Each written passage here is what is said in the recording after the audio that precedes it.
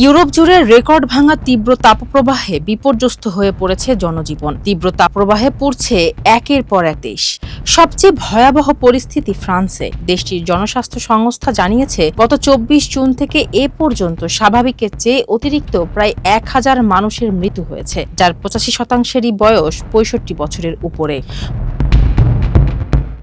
পরিস্থিতি কতটা ভয়াবহ তা স্পষ্ট আবহাওয়ার রেকর্ডে। জার্মানি, ডেনমার্ক ও চেক প্রজাতন্ত্র সহ বেশ কয়েকটি দেশে ভেঙেছে সর্বকালের সর্বোচ্চ তাপমাত্রার রেকর্ড। জলবায়ু পরিবর্তনের প্রভাবেই এই চরম সংকট তৈরি হয়েছে বলে সতর্ক করেছেন বিজ্ঞানীরা।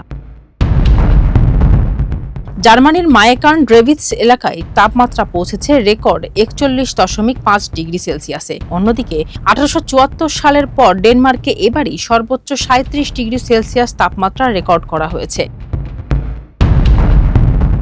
তীব্র গরমে কেবল জনজীবনই নয়, থমকে গেছে ইউরোপের অবকাঠামো।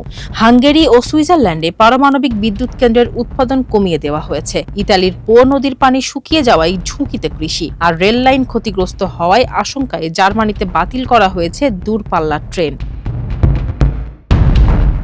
আবহাওয়াবিদরা বলছেন, ওমেগা ব্লক নামক উচ্চচাপ বলয়ের কারণে গরম বাতাস আটকে আছে ইউরোপে, আর বিজ্ঞানীরা একে সরাসরি জলবায়ু পরিবর্তনের প্রভাব হিসেবে দেখছেন। তবে স্বস্তির খবর, সপ্তাহের শেষ নাগাদ তাপমাত্রা কমে বজ্রসহ ভারী বৃষ্টির সম্ভাবনা রয়েছে। ফারজানা হাসিন, মানবকণ্ঠ।